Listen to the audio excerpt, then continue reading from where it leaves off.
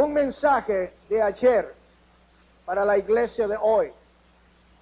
El libro de Apocalipsis habla acerca de las cosas que fueron, acerca de las cosas que son y acerca de las cosas que serán después. En otras palabras, nos está presentando un cuadro en el que se manifiesta el futuro de la iglesia. Nosotros encontramos en el capítulo 3 algunos mensajes que son dirigidos a las iglesias de Asia Menor. Estas iglesias existían localmente. Estas iglesias existían en lugares geográficos identificados por sus nombres. Pero al mismo tiempo, siendo el libro de Apocalipsis un libro que encierra una profunda simbología, también estas iglesias representan en cierta manera diferentes etapas a través de las cuales la iglesia iba a pasar por la historia. Y si encontramos al final del capítulo 3 el último mensaje a la iglesia de la Odisea, eso nos hace pensar que este mensaje es el mensaje que Dios quiere hablar a la iglesia del último tiempo. Y yo quiero decir en esta noche, estimados hermanos y amigos, con todo el temor delante de Dios, que estamos en el tiempo final, que estamos viviendo en los últimos minutos que le resta al mundo para disfrutar de la gracia de Dios. Hace apenas unos cuantos días recibimos la noticia que hoy le ha dado la vuelta alrededor del mundo, cuando cerca de las costas de Sumatra, en el país de Indonesia, un maremoto que tuvo su epicentro aproximadamente a 150 kilómetros de la costa, fue de una intensidad de 9 puntos en la escala de Richter. Permítame decirles que la escala de Richter fue creada por este señor hace 80 años. En los últimos 80 años apenas ha habido un terremoto de la escala de 9.5 en el país de Chile en el año 1960. Posteriormente sucedió uno que golpeó Alaska de 9.0 y este es el peor de todos en los últimos 40 años. Sin embargo, oyendo las estadísticas de las víctimas, como ha ido aumentando en los últimos 3 días, se calculaba que habían 25,000 muertos, ahora está llegando a la cifra de 150,000 y las proyecciones es que en los próximos 72 horas es muy posible que alcance el número de 200,000 y hasta llegue a 250,000 víctimas a través de este problema. Yo quiero decirte que si esto se proyecta de esta manera, sería el desastre más grande que jamás haya ocurrido en la historia moderna. Yo quiero decirte que a pesar de que los científicos, a pesar de que los incrédulos y los escépticos están diciendo de cualquier manera, estos fenómenos naturales van a suceder independientemente de lo que diga la Biblia, yo quiero en esta noche decir, la palabra de Dios ha tenido su cumplimiento y lo que no se ha cumplido todavía está por cumplirse. La Biblia nos habla en Mateo capítulo 24 que habría terremotos, que habrían hambre, que había guerra, que habrían pestes, que habría inestabilidad política, que habría persecución en la iglesia y todo esto se está intensificando en los últimos años. Si esto no nos dice a nosotros que la presencia física y visible de Jesucristo en la tierra está más próximo que jamás nunca lo haya estado, yo no sé qué otra cosa usted necesita escuchar para poderse sacudir de su asiento y decir verdaderamente, el Señor Jesucristo viene por su iglesia.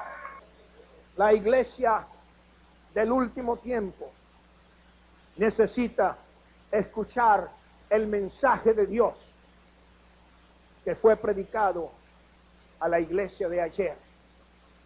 Hace aproximadamente 2000 años, en la isla de Patmos, Juan vio la revelación, Juan recibió el mensaje, y cuando escribe el mensaje a la Odisea, dice, escribe al ángel de la iglesia en la Odisea. La palabra ángel se deriva de una palabra griega, ángelos, que significa mensajero. Y hay dos clases de mensajeros. Hay un mensajero celestial, tal como el mensajero que trajo un mensaje a José para decirle: no temas de recibir a María como esposa, porque lo que en ella hay no es de otro hombre, sino que fue engendrado del Espíritu de Dios. Ángeles mensajeros que pudieron anunciar a los pastores que velaban la vigilia sobre el rebaño: os doy nuevas de gran gozo, que os ha nacido hoy en la ciudad de David un Salvador, que es Cristo el Señor. Pero también la palabra ángelos se refiere a mensajeros humanos, se refiere a mensajeros que tienen un mensaje humano. Y yo quiero en esta noche enfatizar que cuando la Biblia habla acerca del ángel que está a la iglesia de la Odisea, se está refiriendo a su liderazgo, se está refiriendo a aquellos que tienen autoridad para tomar decisiones que pueden afectar la vida de la iglesia. Acuérdese lo que dijo el apóstol Pablo a Timoteo: cuídate de ti mismo, cuídate de la doctrina que predicas, porque haciendo esto te salvarás a ti y a los que te escuchan. Hermanos, el liderazgo tiene el poder de Dios. El liderazgo está investido de la autoridad divina para exhortar, para corregir, para redarguir, para disciplinar. Dios ha puesto pastores en la iglesia para enseñarnos a caminar derechos en la vida cristiana. No es extraño que en estos últimos días el espíritu de rebeldía, el espíritu de desobediencia se haya apoderado del corazón de tanta gente que no quieren someterse a la autoridad pastoral, que no quieren someterse a la disciplina de una institución divina como lo es la iglesia, y por eso andan de libertinos, andan de allá para acá y de acá para allá. Pero Dios ha puesto pastores en la iglesia. ¿Para qué? Para enseñar a la congregación el camino hacia el Señor. Y qué triste que hoy en día hay tantos lugares donde no se escucha el sonido cierto de la trompeta, donde de los púlpitos se predica un mensaje que ha sido diluido con la filosofía y el conocimiento secular, pero que está seco de la unción del aceite divino. ¡Qué triste que hay púlpitos de los cuales se predican mensajes de prosperidad material, pero se ignora que sin santidad nadie verá al Señor! Demos gracias a Dios porque todavía tenemos ángeles, porque todavía tenemos pastores que sin temor ni vergüenza predican la palabra a tiempo y fuera de tiempo, exhortando, redarguyendo, corrigiendo, porque quieren presentarle al Señor una novia santa, sin mancha, sin arruga, ni cosa parecida. Gloria a Jesús. Gloria a Jesús. Escribe al ángel de la iglesia: Dios está hablando con el liderazgo de su iglesia. Es tiempo de sacudir el nido de conformismo. Es tiempo de sacudir el nido de religiosidad. Es tiempo de pararnos en los caminos y preguntar por las sendas antiguas. Es tiempo de regresar al primer amor. Es tiempo de recordar de dónde el Señor ha sacado su pueblo. Es tiempo de que la iglesia despierte de ese sueño, de ese letargo en el cual el materialismo le ha tenido durmiendo. Es tiempo de despertar, iglesia, porque el día del Señor vendrá y no tardará. ¿Pueden darle un aplauso al Señor?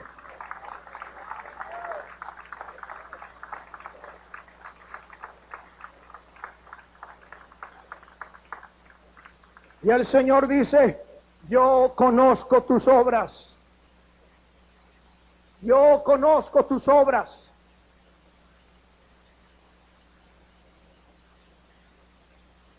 Que ni eres frío, ni eres caliente. Yo quiero darle un poquito de historia de la iglesia en la Odisea, para que comprendamos el mensaje de Dios para este tiempo. La ciudad de la Odisea fue fundada por un hombre llamado Antítico II. Antítico II fundó esta ciudad en honor de su esposa. Ella se llamaba la Odisea y por esa razón le puso ese nombre a la ciudad. La ciudad estaba en un valle muy próspero y muy fértil. A esa ciudad llegaban 3 de las principales carreteras. Los romanos se destacaron por construir carreteras, pero por la Odisea pasaban las 3 más importantes carreteras. Y eso la convirtió en un centro comercial, donde había mucho tráfico, donde había mucho movimiento. Y por esa razón se convirtió en el centro comercial más importante y más rico de toda la región. Los 3 ramos principales de la economía de la Odisea tenían que ver con las finanzas. Ahí se establecieron grandes banqueros, prestamistas, que daban dinero a otros lugares para que comerciaran. Y eso les daba una gran ganancia. Los banqueros nunca pierden. Los banqueros te cobran el 18% de intereses cuando te dan un préstamo y te pagan el 1% de intereses cuando les das a guardar su dinero. No ha cambiado nada. En segundo lugar, la Odisea desarrolló una industria textilera. Se especializaron en trabajar la lana negra. Y eso era una mercancía muy costosa. En tercer lugar, la Odisea desarrolló una escuela de medicina muy famosa. Una de las enfermedades que más agobiaba a las personas de ese tiempo era la oftalmia. Una enfermedad que consistía en un moco que salía de los ojos y que hacía que las personas poco a poco se fuesen quedando ciegas. Algunos historiadores dicen que el apóstol Pablo sufría de esta enfermedad. Era muy común porque había gente que viajaba por los desiertos y la arena y el viento hacía que les enfermara los ojos. Pero la escuela de medicina de la Odisea había descubierto un colirio oftálmico con el propósito de combatir esa enfermedad. Y por esta y muchas razones, la Odisea se había convertido en un lugar muy importante. Tenían los mejores moles donde la gente iba a comprar la ropa al último grito de la moda. Habían resorts de 7 estrellas que dejan a los grandes hoteles de lujo de hoy en día en vergüenza. Era una ciudad autosuficiente. Dicen los historiadores que en el año 60 antes de Cristo esta ciudad fue completamente destruida por un terremoto y Roma ofreció su ayuda para reconstruir la ciudad, pero los líderes de la ciudad le dijeron a los romanos: no necesitamos su dinero, nosotros mismos vamos a reconstruir la ciudad. Da la impresión de que esta gente era un pueblo orgulloso, un pueblo que presumía de su propia autosuficiencia. Sin embargo, había un problema en la Odisea. A pesar de toda la riqueza que tenía, a pesar de las industrias que había, a pesar de los grandes adelantos en la medicina que había, la Odisea no tenía agua. Y como no tenía agua, tenían que traerla de una distancia de 10 kilómetros a través de tuberías. Y cuando el agua llegaba a la Odisea, el agua venía caliente, venía contaminada con un exceso de hierro y exceso de encinas. De manera que cuando la gente tomaba el agua, le daba náusea y le causaba vómito. Pero aproximadamente a 20 kilómetros al norte de la Odisea estaba otra ciudad. Y esa ciudad, Hierápolis, era una ciudad conocida por sus aguas termales. Había agua sulfurosa donde la gente iba a bañarse para sanarse de reumatismo y de otros males. Era un lugar provechoso porque la gente iba allí a disfrutar de las aguas calientes que salían de algunos pozos sulfurosos. Al sur de la Odisea estaba otra ciudad. Esa ciudad se llamaba Colosas. Y en Colosas había un manantial de agua fresca, de agua limpia. Y la gente de Colosa disfrutaba de la mejor agua cristalina y refrescante de aquel lugar. Fíjese la diferencia. El agua caliente servía para que la gente se relajara y se sanara. Las aguas frías de Colosa servían para refrescar al sediento. Pero las aguas tibias que llegaban por tuberías a la Odisea enfermaba a la gente. Y por esa razón es que el Señor está utilizando esta ilustración. El agua tibia no sirve para nada. El agua fría sirve para refrescar. El agua caliente también sirve para algo, pero el agua tibia solamente enferma a aquellos que la beben. Y eso nos da a nosotros a entender algo. Y es que el agua de la Odisea era un agua inútil que no servía para nada. La palabra frío, cuando se traduce del griego, se refiere a la palabra sucros, que es una palabra que se asocia con la gente que está perdida en el mundo, la gente que está sin Dios y sin esperanza. Cuando se utiliza la palabra caliente, que es la palabra testos, se refiere a aquellos que son salvos y que mantienen una comunión ferviente sirviendo a Dios. Pero los que están tibios viene de la palabra kiliaros, y son todos aquellos cristianos que no están en comunión con Dios. Escuche bien, porque de acuerdo con el diccionario, la palabra tibio se refiere a esto: falta de entusiasmo, falta de celo, falta de consagración, falta de dedicación, falta de compromiso. Y para un cristiano significa un estado de apatía, un estado de indiferencia, un estado de complacencia, un estado de autosuficiencia.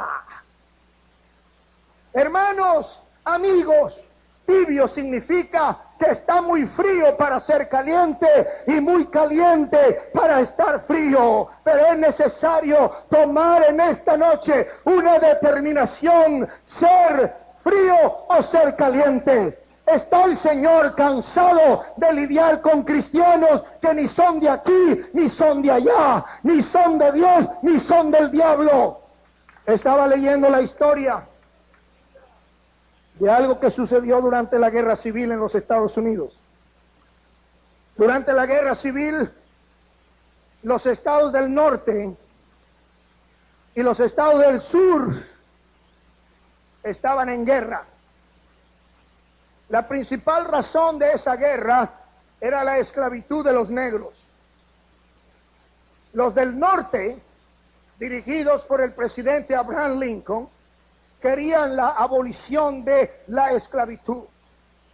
Querían emancipar a los negros. Pero los estados del sur dependían de la mano de obra del negro, donde tenían sembradíos de algodón. Ellos no querían la eliminación de la esclavitud. Entonces vino una guerra entre el sur y el norte. Pero había un lugar que estaba en medio de la frontera, en medio de los límites. Y había un grupo de gente